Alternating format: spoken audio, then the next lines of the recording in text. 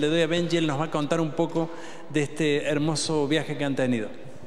Yo les pido rápido a los chicos que vinieron al viaje, si pueden pasar rápido a acompañarme.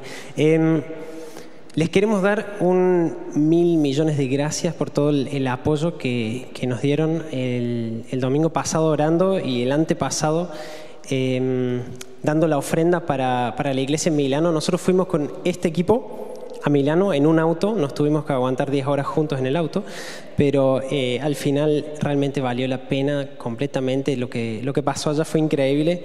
La iglesia quedó muy tocada y manda sus saludos totales para la iglesia porque la ofrenda realmente fue para ellos algo increíble. No solamente el hecho del dinero en sí, sino el simple hecho de decir: hay gente que cree en nosotros y que nos manda amor. Eso fue realmente algo increíble. Y solo queríamos darle las gracias, mostrarles, y quizás no sé si alguien quiere contar algo rapidito, muy rapidito. No, es que fue increíble la forma como funcionó las cosas, porque nos reunimos antes, tenemos la costumbre antes de un viaje reunirnos y empezar a orar por el lugar, empezar a orar por lo que Dios va a hacer. Y la palabra que Dios le dio a Benji para traer a la iglesia fue tan certera, fue como en el centro cuando tiras una flecha, cuando va en la mira directo. Y las palabras que Dios nos dio a nosotros mientras orábamos por ellos y nos reuníamos, era tan fijo cuando estábamos ahí de escucharlos contarnos cosas que nosotros decíamos, ya lo sabíamos. Ya, para nosotros ya estaba tan claro que esto era lo que estaba pasando aquí. Y todos sintieron de verdad ese frescor.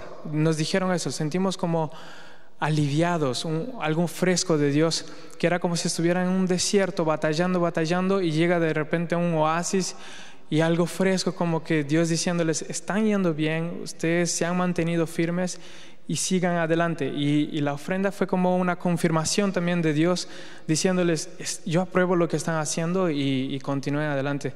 Entonces también nos confirmó el ministerio de que hay gente en Europa, por toda Europa, que quema por Dios, que arde por el Espíritu de Dios y necesitan recibir un poco de esperanza de Dios diciéndoles: están bien, continúen así. Y sí.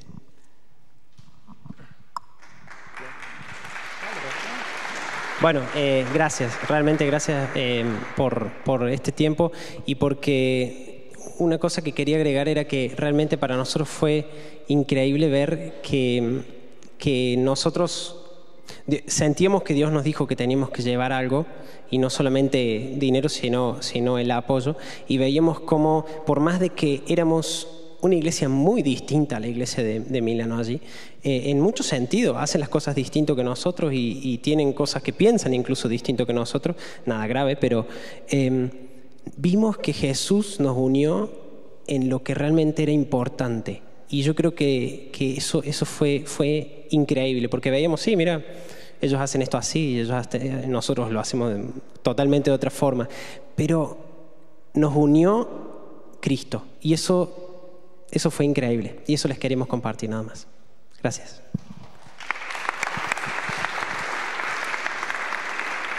Carlos, ahora sí, te voy a pedir que pases adelante. Nosotros leemos un texto bíblico todos los domingos antes de empezar el culto. Te lo muestro para que lo veas y lo vamos a leer.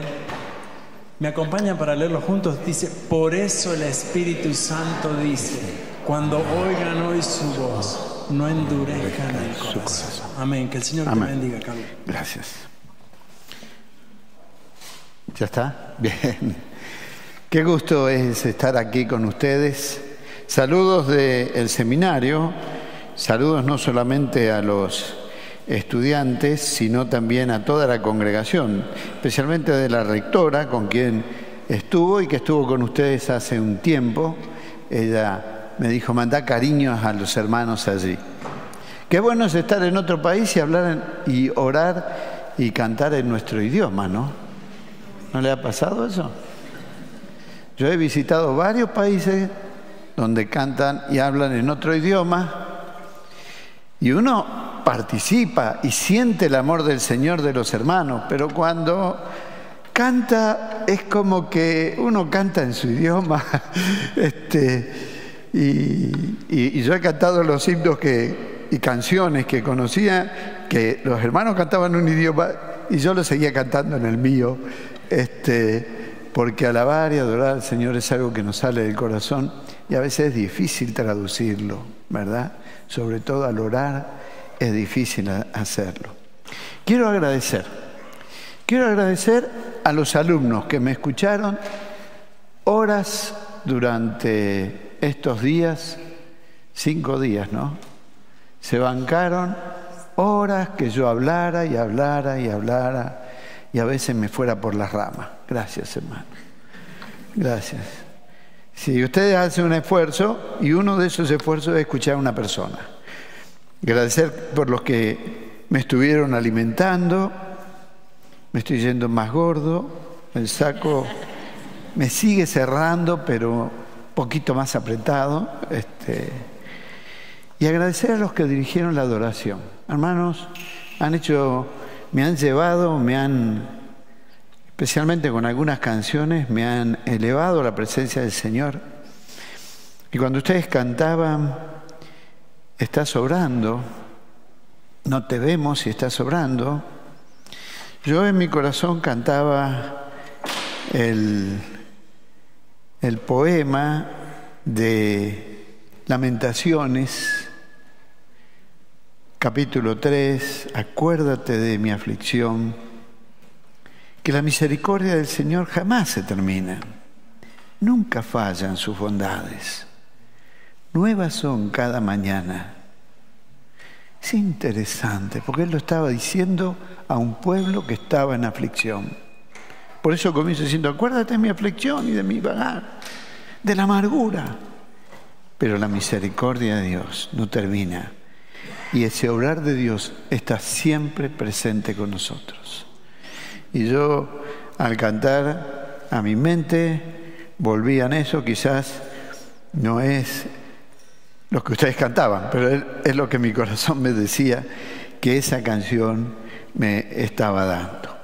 Quiero que miremos en la Biblia, los invito a mirar en la Biblia, un pasaje... si lo puedo encontrar, ¿no? Sí. Ustedes saben que soy todavía medio dinosaurio con esta tecnología, así que trato de manejarme con esto. En el libro de los Efesios, que es el que estudiamos, en el capítulo 4, yo voy a leer los primeros 6 versículos, aunque no voy a reflexionar todo eso, no se preocupen, no va a ser larga. Me gusta predicar más bien brevemente y que quede la idea. Capítulo 4, yo voy a leer los primeros 6 versículos. ¿Ustedes lo tienen allí? Ajá, bien. Y yo lo leo en la Nueva Versión Internacional. Por eso yo, que estoy preso por la causa del Señor, les ruego que vivan de la manera digna del llamamiento que han recibido. Siempre humildes y amables, pacientes, tolerantes unos con otros, en amor. Esfuércense por mantener la unidad del Espíritu mediante el vínculo de la paz. Hay un solo cuerpo y un solo Espíritu, así como también fueron llamados a una sola esperanza, un solo Señor, una sola fe, un solo bautismo, un solo Dios y Padre de todos, el cual está sobre todos y por medio de todos y en todos. Amén. Hermanos, hay momentos en que uno siente que es un solo cuerpo, y este es un momento en que uno siente que a lo largo del mundo, y aún con las diferencias que podamos tener de lugar, estamos juntos. El apóstol Pablo está escribiendo esta carta a una iglesia en cuya congregación había una serie de conflictos inherentes que él debía y que él creía que debía resolver. Resolver la tensión entre miembros judíos y no judíos. Resolver la tensión entre aquellos que estaban en una mejor posición económica y los que estaban en una peor posición económica. Resolver la tensión entre hombres y mujeres. Quizás hoy nosotros miramos hacia atrás y no nos damos cuenta que Pablo una y otra vez está escribiendo: en Cristo no hay varón ni mujer. Y uno dice, ¿por qué escribía eso? Porque era una época en donde había una gran diferencia. Y aquí Pablo está diciendo, la comunidad de fe, la iglesia, debe ser una unidad. Insistía en que todos los creyentes, de cualquier trasfondo, de cualquier contexto, de cualquier situación, de cualquier sexo, disfruten y que vivan la misma posición espiritual. Sin la gracia de Dios, nadie puede recibir la salvación. Y es la gracia de Dios, el amor de Dios, el que nos une. Cristo murió por todos nosotros. Él destruyó, como leímos en Efesios, las barreras que separaban a los seres humanos. Una y otra vez Pablo ora por la iglesia. Los que estuvieron estudiando Efesios recuerdan que mencionamos que en el capítulo 1 oró por la iglesia. Y oró porque esa iglesia pueda comprender las verdades de la fe. En el capítulo 2 oró por la iglesia. Y oró por la iglesia pueda comprender la magnitud del amor de Dios. Cuán alto, ancho, largo, profundo. Es decir, dicen, a ver si entienden que Dios los ama.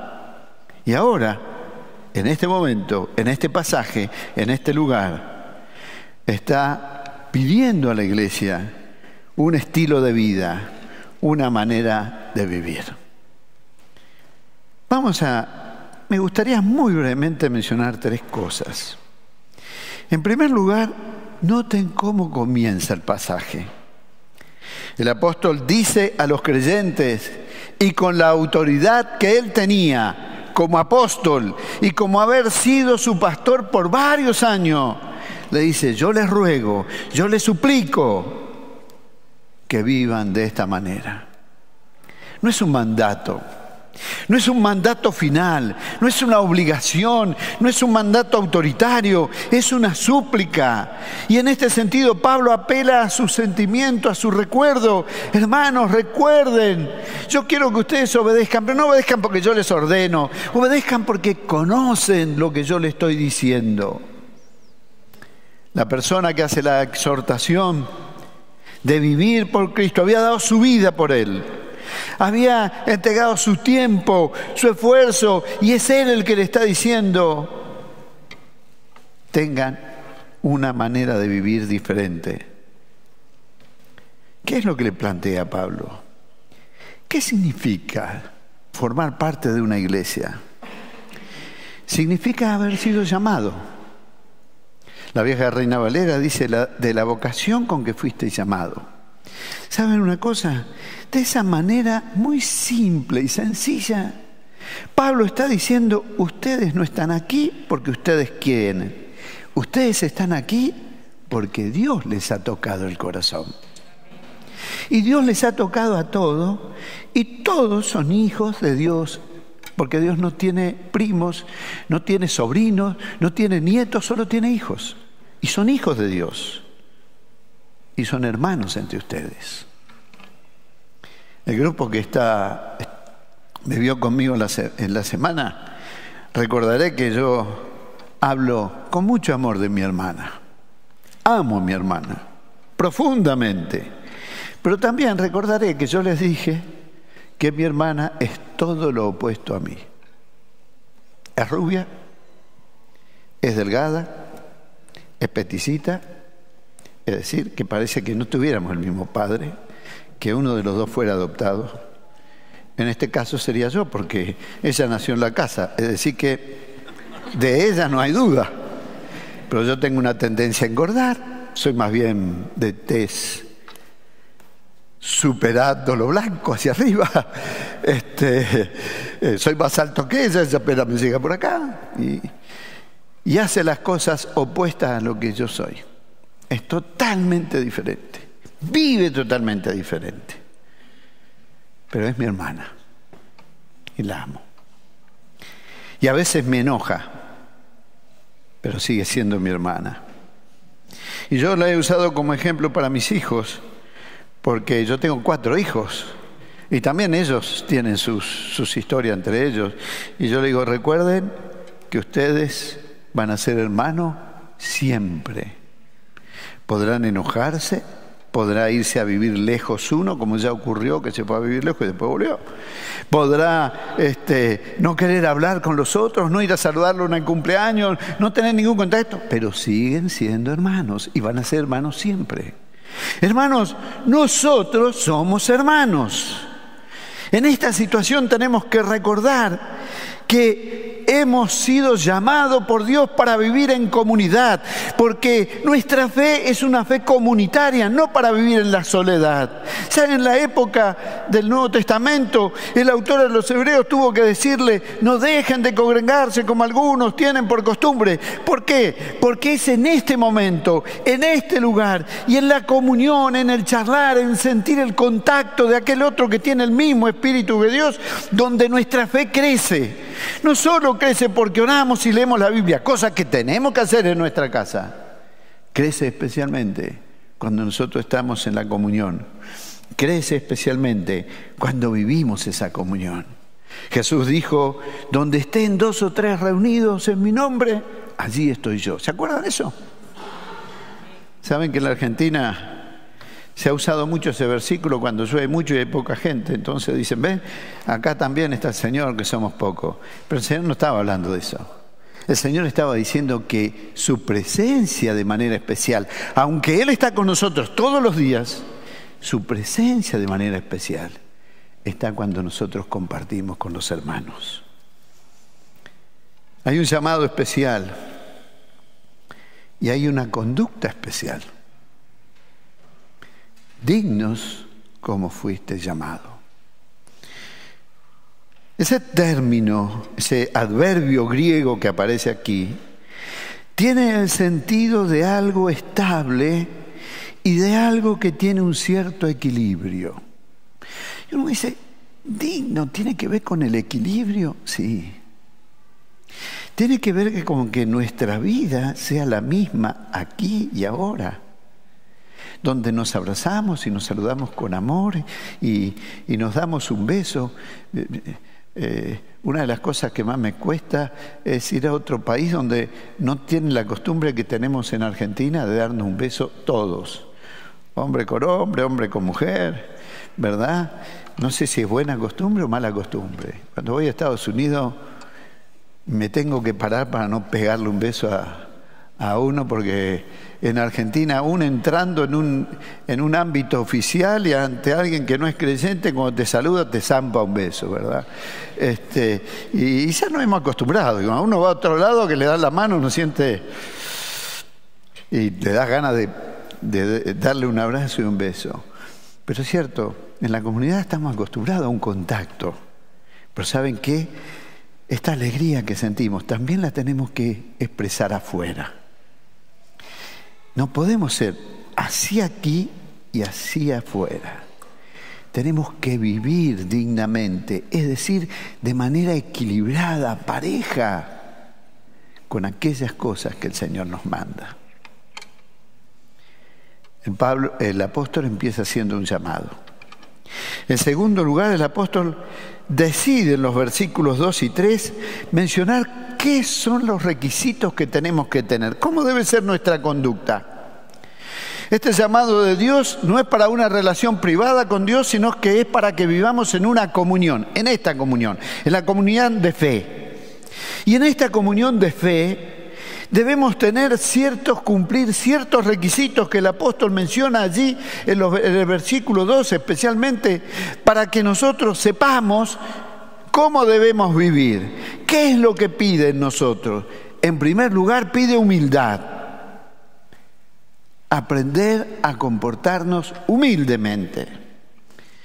En el mundo greco-romano, la humildad no era algo deseable, era visto como un defecto. Y me parece que en la sociedad actual también. Porque vivimos en una sociedad agresiva, vivimos en una sociedad donde todos quieren estar antes que los demás. He viajado con el pastor en auto y estoy asombrado por el orden que ustedes tienen aquí, en este contexto, para manejar. En la Argentina tenemos solo 3 normas para poder manejar. La primera es primero yo. La segunda es primero yo. Y la tercera es primero yo. Todos queremos ser primero. Todos queremos pasarle por arriba a los demás. Todos queremos ser mejores a los demás. ¿Qué pasa con eso en nuestro contexto? El orgullo, la soberbia, la arrogancia, el egocentrismo no conducen al bienestar de los demás. En la medida que haya orgullo en nosotros, soberbia en nosotros, arrogancia en nosotros, no vamos a poder mirar al otro. La humildad no es bajarnos, la humildad es reconocer cuáles son nuestras limitaciones, saber cuáles son nuestras limitaciones y decir, estoy dispuesto a convivir con alguien que tiene otro tipo y a lo mejor él sabe hacer ciertas cosas mejor que yo. Y bueno, lo reconozco y humildemente acepto el trabajo que está haciendo él. Yo le voy a dar un ejemplo de mi vida. Ustedes tuvieron aquí el pastor Pablo Deiro, ¿verdad? Sí. ¿Lo recuerdan? Pablo Deiro es un amigo muy querido. Tenemos una relación muy especial. En un momento, yo fui jefe de él. Luego yo renuncié y él fue jefe mío. Y luego renunció a él y volví a ser jefe de él. ¿Verdad? Pero los dos sabíamos que cada uno tenía una característica. Y aún cuando él fue jefe mío me dijo, mira, yo tengo re claro, vos esto lo sabés hacer y yo no lo sé hacer. Así que déjame que yo haga esto que sé hacer y voy a hacer lo que voy a hacer. Y cuando él renunció, yo le dije, Pablo, acordate, vos sabés hacer esto y yo sé hacer esto. Volvé a hacer eso vos y yo voy a seguir haciendo lo mío. ¿Por qué? Porque yo sé lo que puedo hacer. Y sé lo que él tiene habilidad. Y entonces juntos decimos, vamos a trabajar en comunión, porque sabemos que uno y otro nos podemos complementar y hasta aceptar con humildad la opinión del otro que es mejor que la mía. Vivir en comunidad significa eso, ser humilde y aceptar al otro. Vivir en comunidad significa, en segundo lugar, ser amable o manso con el otro. Es interesante esta segunda palabra, que tiene que ver con la mansedumbre o la amabilidad. La palabra, la Reina Valera la traduce como mansedumbre y se usa en referencia a la sumisión, al no ser agresivo. Y es muy interesante que Jesús dijo, aprended de mí, que soy manso y humilde de corazón. Jesús, el Hijo de Dios, nos dio un ejemplo de su mansedumbre y humildad. Él estuvo dispuesto a lavarle los pies a los discípulos, ¿recuerdan? Él estuvo allí cuando ellos estaban peleándose a ver quién va a ser el que va a servir a los demás. Todos querían sentarse a la mesa y que otro lo sirviera y le hiciera cosas. Y ahí estaban discutiendo medio entre ellos, como suele ocurrir en las iglesias. Toca a vos, me toca a mí, ¿quién es? Entonces él dijo, un momento, lo voy a hacer yo, porque quiero dar un ejemplo, el ejemplo de servicio. El Señor nos pide que nosotros seamos amables, serviciales, que estemos dispuestos a poner de nosotros en la relación.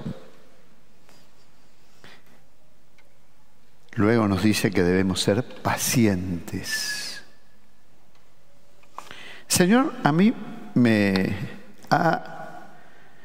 yo no le pido, porque yo sé que si uno le pide a Dios, Señor, ayúdame a ser paciente, Dios va a probar la paciencia. Yo no le pido. Yo le digo, Señor, ya tengo la paciencia que necesito, pero parece que Él cree que no. ¿No? Y la vez pasada yo estaba apurado con un trabajo de traducción que tenía que entregar y hubo un apagón. Me quedé sin computadora, me quedé sin trabajo. Es decir, encima no lo había guardado. Mi esposa me venía diciendo, guarda eso. Y yo no estaba muy... ¡Pum! Vino el apagón, que duró un día. Entonces le escribo por WhatsApp a mi jefe, el que coordina todas las traducciones. Yo le digo mi jefe, él dice que no es el jefe, pero es mi jefe. El que firma los cheques, así que es el jefe. le escribo a él, mirá, me pasó esto. Me dice, Dios te está probando la paciencia. Que era lo que me decía mi señora. Digo, ¿será posible? ¿Te habrá hablado con él? ¿Le habrá dicho algo así? Llegué aquí el lunes pasado para esperar 1 hora el avión. Y estuve 14 horas esperando en el aeropuerto, dando vuelta de un lado a otro y diciendo, Señor, ya aprendí paciencia. Ya está. No tienes que decirme nada. Ya aprendí que hace un vuelo antes. Entonces fui 20 veces a preguntar si había algún lugar en algún vuelo y me dijeron que no. Casi me echaron. La paciencia es difícil. La paciencia no es algo negativo. Yo bromeé con esto para plantearlo negativamente. No. La paciencia es ser firme y mantenerse en algo a pesar de que las cosas no me estén yendo como quisiera que me fueran. Eso es ser paciente. Cuando yo estoy firme frente a una circunstancia y soy perseverante y sé que no me está yendo, que las cosas me están yendo medio mal, y yo me mantengo allí firme, sigo firme. Job es un ejemplo de paciencia. ¿Se acuerdan ustedes? Pero Job, cuando estuvo en su momento más difícil, él cuestionó al mismo Dios. ¿Será posible? ¿Por qué me está pasando eso? Señor, ¿qué ocurre? Y yo leí una vez un libro que me pareció hermoso el título. El libro era malísimo. Si lo ven, no lo compren. Pero el título era el libro. Las palabras de un hereje. Porque nosotros diríamos que cuestionar a Dios es una herejía. Pero él estaba diciéndole, Señor, ¿por qué es esto? ¿Por qué me está pasando esto? Pero se mantuvo firme en medio de las circunstancias. Y eso es la paciencia. Aprender a mantenernos firmes y no dejarnos mover por los vientos que van y vienen. Luego termina el apóstol, va terminando estos desafíos para nosotros, diciendo que tenemos que aprender a soportarnos. Permítanme que les diga a ustedes la palabra griega que usa aquí, para que les cite otro pasaje donde se usa la palabra griega. La palabra griega es anejo, del verbo anejomai. Y ustedes dirían, ¿por qué me dice eso? Porque hay un pasaje en que uno de los apóstoles le dice a Jesús, ¿hasta cuándo tendré que anejomai a mi hermano? ¿Cómo traduce la Biblia esa pregunta? ¿Y qué apóstol fue? A ver, ¿quién sabe? ¿Quién fue? No, perdonar, ¿se acuerdan? ¿Hasta cuándo tengo que anejomai? Nosotros decimos perdonar a mi hermano. ¿Y qué le dijo? Hasta 7 veces le agregó él, digamos, para decir, fíjate qué bueno que soy. ¿Y qué le dijo Jesús? 70 veces 7. Es decir, mira, no empeces a contarlo. Pablo nos pide que entre nosotros haya esta tolerancia o soportarnos y aprender a perdonarnos. ¿Verdad? Muchos dicen que perdonar es una de las cosas más difíciles. Yo tengo una teoría. Yo creo que cuando Jesús dijo amar al enemigo, no es lo que más duro o lo que más me pidió. ¿Saben qué es para mí lo que más desafiante es del mensaje de Jesús? Amar al hermano. Y usted me dirá, ¿por qué? Porque al enemigo lo único que espero yo es que me haga daño. ¿Sí? ¿Los enemigos nos tratan bien? ¿Los enemigos nos tratan con cariño? No. ¿Qué espero de mi hermano? ¿Qué espero? Cariño, apoyo, comprensión. ¿La recibo siempre? Piénsenle ustedes un poco. Amar al hermano significa eso.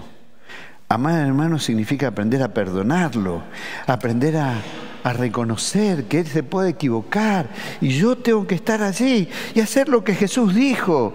Cuando vayas a presentar tu ofrenda al altar y recuerde que tu hermano te hizo algo, deja tu ofrenda y ve y pídele perdón a tu hermano. Si él me ofendió a mí, bueno, sí, porque debemos aprender a soportarnos, a sobrellevar las cargas los unos de los otros. ¿Saben por qué es posible? Si hay amor.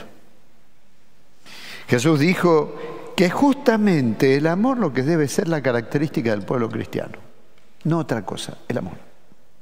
Y si no amamos como Él nos amó, es muy difícil que vivamos en comunión. Tengo que amar como Cristo me amó. Leíamos ayer, y lo invito a que ustedes lo lean en su casa después, que dice que los esposos deben amar a las esposas, ¿como qué dice Efesios? Como Cristo amó a la iglesia. ¿Cómo? Dándose por ellas. Qué interesante. Amo a mi esposa, amo profundamente a mi esposa. Lo que todavía no entiendo es cómo ella me ama a mí, pero yo sí entiendo. Porque como mi hermana, mi esposa es muy diferente a mí, pero en otro sentido. Ella es ultra ordenada, precisa, cada cosa tiene que estar en su lugar. Si uno llega, no puede dejar un papel en ningún lado. La llave tiene que estar colgadita en el lugar de la llave y en el lugar mío de la llave. Ella tiene un lugar para ella, un lugar para la llave del coche y un lugar para mí. Y si yo llego a colgar la llave en cualquier lugar, me dice, está mal colgada la llave, ¿verdad? Yo lo hago a veces a propósito, para dialogar.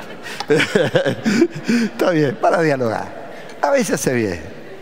Yo tengo mi oficina, mi escritorio allí en casa, y yo quiero dejar las cosas desordenadas, porque me gusta que haya un poco de desorden. Pero ella viene y apila todos mis papeles, libros y todo, en una pila que está por caerse. Y yo le digo, pero me mezclaste las cosas, ¿no? Porque cada cosa tiene que estar en su lugar y vos no vas a poner en su lugar. Vivo con ella 46 años. La conozco desde que hace 64 años, porque ella nació hace 64 años y la conozco desde que nació. No hay un momento en mi vida en que yo no la haya conocido, no haya peleado con ella. Y todavía seguimos peleando, ¿no? De hecho, en estos días mandó algunos mensajes al WhatsApp de la familia diciendo que hay que aprender a soportarse. Y yo pensé, ¿está hablando de mí? Y le escribí, no en el WhatsApp familiar, sino en el WhatsApp privado. ¿Vos estás hablando de algo que yo hice? Y que no sé. Me dice, no, amor, lo vamos a hablar cuando venga. Lo cual significa que es absolutamente cierto, pero bueno, está bien. Pero el amor es el que nos une. Porque tengo la plena convicción de que ella se entrega a mí. Y yo me entrego a ella totalmente. Y aprendemos a convivir. Y así estamos. 46 años casados, viviendo, disfrutando y amándonos, ¿verdad? Porque el Señor nos enseñó que es el amor. Y quiere que en la comunidad nosotros vivamos así. Vivamos amándonos, entregándonos. Que el otro me preocupe. Si está enfermo, me tengo que preocupar. No solo tengo que decir voy a orar por él, no. Tengo que llamarlo y decirle ¿cómo estás? O tengo que acercarme y preguntarle, ¿necesitas mi ayuda, mi apoyo? Eso es el amor. El amor no es un sentimiento y una emoción, y es algo lindo cuando nos vemos y nos sonreímos y nos damos un beso, si se dan un beso, un abrazo, lo que sea. Es decir, no es eso. El amor es cuando yo me ocupo de la persona, cuando me interesa lo que le pasa a la persona, y cuando, aunque le pase a la persona algo que a mí no me gusta, estoy dispuesto a apoyar a esa persona en eso. Eso es el amor. Y es el amor la clave para la comunión cristiana. Es el amor la clave para la iglesia. Jesús lo dijo en el último discurso a los discípulos. Si ustedes se aman unos a otros, la conocerán que son mis discípulos. ¿Por qué? Porque el amor debe ser la marca que lleven puesta allí. Yo estuve muy orgulloso cuando se dieron los Oscar,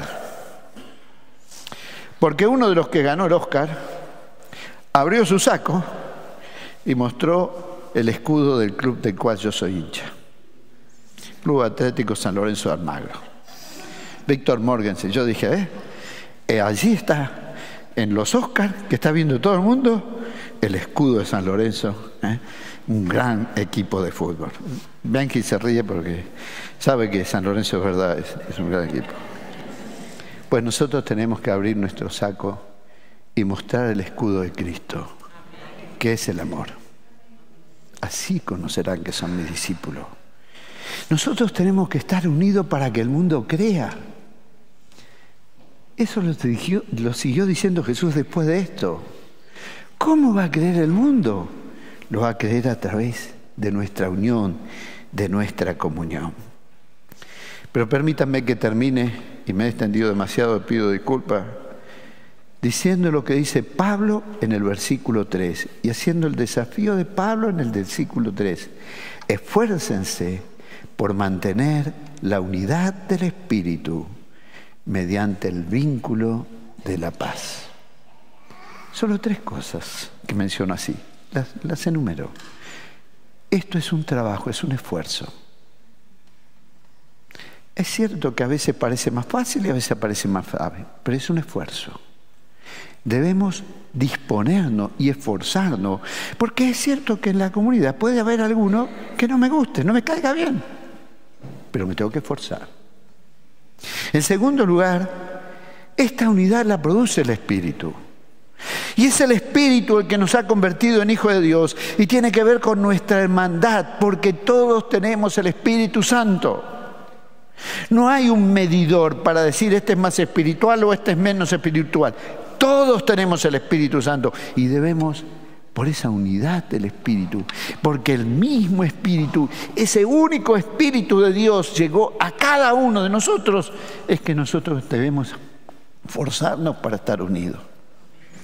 Podemos cantar distinto, podemos tener distintas maneras de adoración. A uno le gustará aplaudir, a otro le gustará levantar la mano, a otro le gustará quedarse quieto y a otro le gustará cantar despacito. No importa, porque el Espíritu de Dios es el que nos guía a todos. El mismo Espíritu, la unidad del Espíritu debe ser preservada.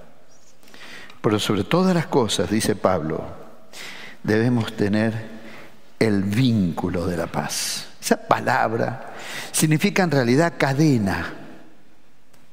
Es como que debemos estar encadenados a la paz.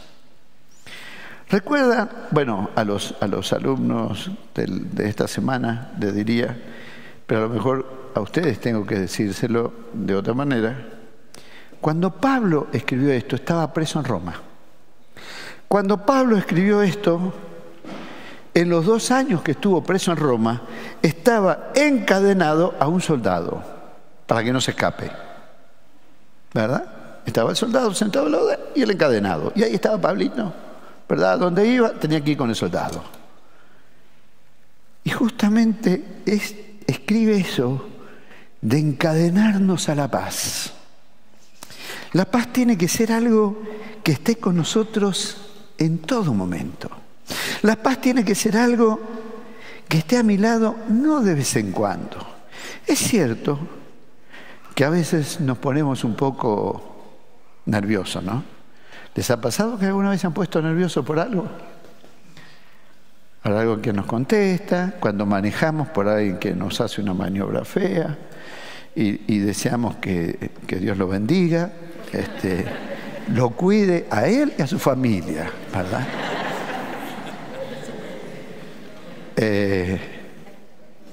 Pero ¿saben qué? Pablo dice que nosotros tenemos que estar con el vínculo de la paz, lo cual no significa que no haya conflicto. Puede haber conflicto, pero nunca podemos alejarnos de la paz, nunca debemos dejar que el conflicto domine nuestra vida. Leíamos en esta semana que el mismo Pablo escribe que podemos airarnos, enojarnos mal, pero él agrega esa frase: no pequen, no pequen. Porque a veces no dominamos mucho nuestros sentimientos y nos hace un poco algo alejar. Pero es como, no sé ustedes si han visto, es como el perro que tiene una cadena. Podrá correr, pero hay un punto en donde tiene que parar. Es la cadena de la paz.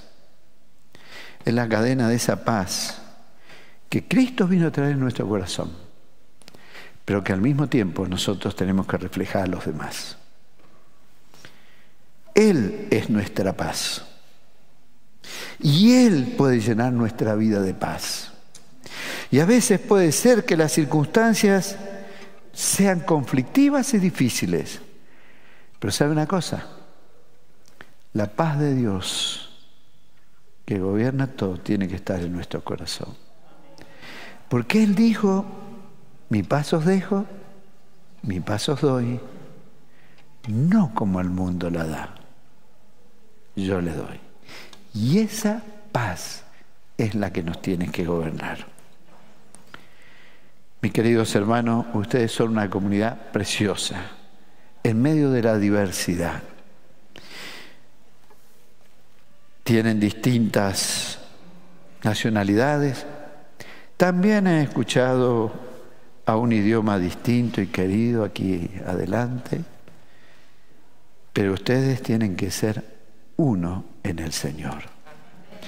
Y el desafío para que esta sociedad, este contexto en el cual ustedes puedan apreciar lo que Cristo significa para su vida, es lo que dijo Jesús: sean uno para que el mundo crea.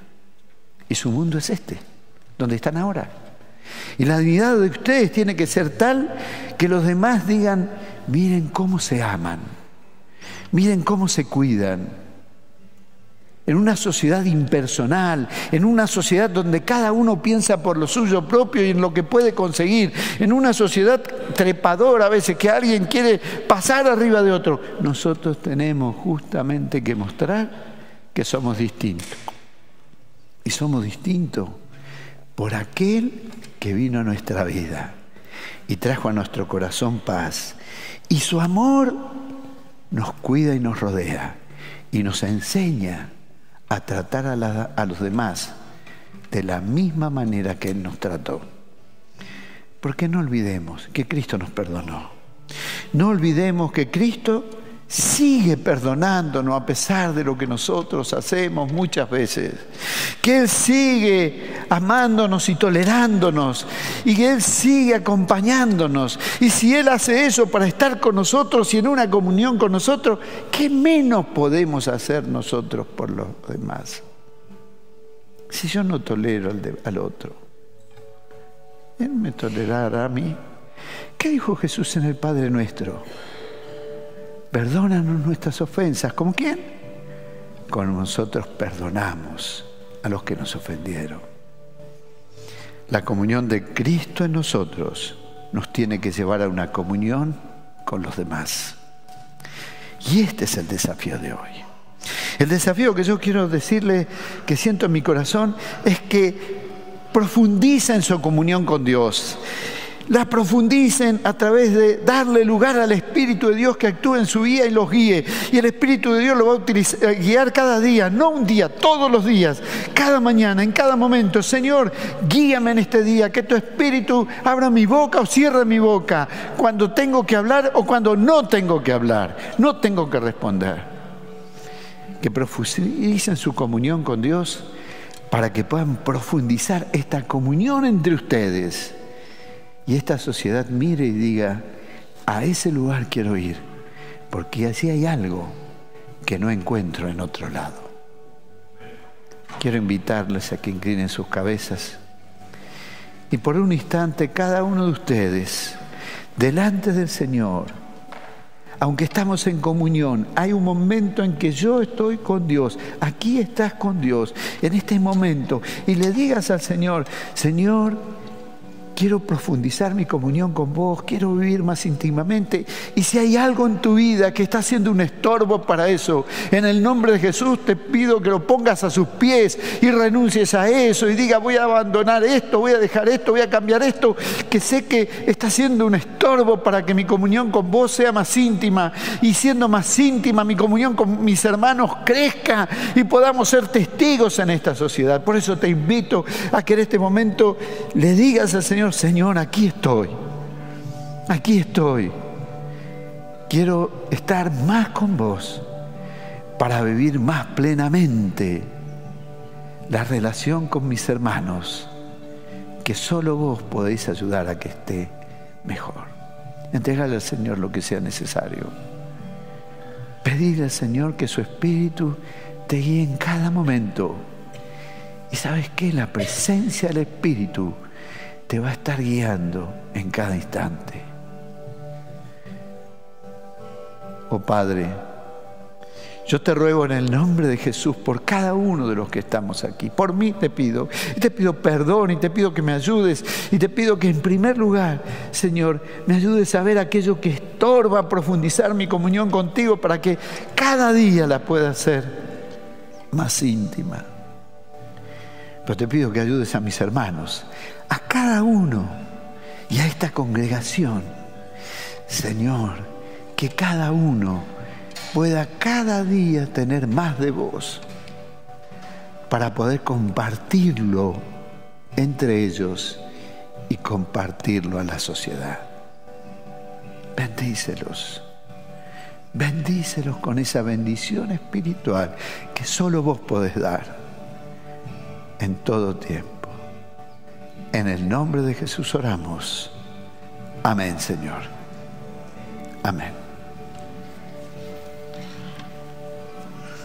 Yo quiero animarle como iglesia hoy a que tomemos este compromiso y este llamado que nos hizo el pastor hoy, a ser unos, a que podamos no solo identificarnos con un lugar, con un ambiente, con personas, sino que el compromiso de ser uno, como nos dijo hoy en la palabra de Dios, es soportándonos los unos a los otros. Quiere decir que tenemos un trabajo súper importante. Vamos a ponernos de pie, vamos a adorar al Señor. Yo quiero que usted hoy adore a Dios en unidad con quien tiene al lado. Yo sé que, como dijiste, Carlos, somos distintos y vamos a permanecer probablemente distintos mucho tiempo. Por eso es que este es el desafío hoy. Vamos a tomarlo en el nombre de Jesús. Antes de que adoráramos juntos, me recordaba, Carlos, que justamente nosotros pertenecemos a un reino eterno. Amén. Y decía Jesús: cualquier reino dividido, cualquier reino o ciudad o familia dividida será asolada y no permanecerá. Y justamente esa es nuestra realidad, que pertenecemos a un reino eterno, y a eso somos llamados como iglesia. Somos llamados a permanecer en esa eternidad, pero en unidad. Y en ese amor que el Señor Jesús nos entregó en la cruz, en ese amor debemos siempre permanecer, siempre. Y si por alguna u otra razón el Señor te trajo a tu mente alguna persona que de pronto le necesites pedir perdón, que sientes en el corazón que necesitas pedirle perdón a esa persona, que no esperes a hacerlo. Tú ya le pediste a lo mejor perdón al Señor en su presencia, pero te invito a que no te desanimes y que tengas esa valentía de pedirle perdón a esa persona que necesitas pedirle perdón. Amado Dios, gracias por tu mensaje, gracias porque este es nuestro llamado de hoy, y no solamente de esta congregación, sino de todas las congregaciones del mundo. Somos llamados a ser hijos, a ser embajadores del reino eterno, de tu reino, Dios. Que tu amor permanezca en nuestras reuniones, que tu amor permanezca en nuestras redes por sobre todas las cosas, que tu amor permanezca por sobre nuestros propios dones, Señor. Que tu amor nos cobije en cada lugar, en cada ministerio, Señor. Hoy oramos para que cada corazón, así como decía Carlos, vaya con paz, pero porque tú, Señor, eres nuestra fuente, que nos llena de ese amor y que no nos podemos limitar ni podemos resistirnos a dar a quien está a nuestro lado, Señor. Bendice a cada uno de los que están en este lugar, Señor. Y nosotros hoy te cantamos, Dios, con un corazón anclado en lo eterno, anclado a quien pertenecemos, y es a ti, Jesús.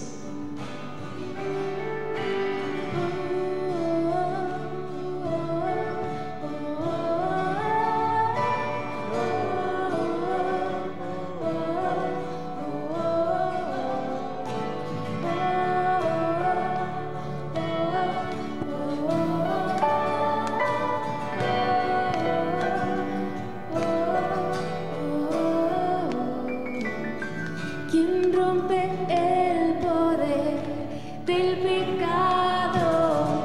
Tu amor es fuerte y poderoso, el Rey de gloria, el Rey de majestad.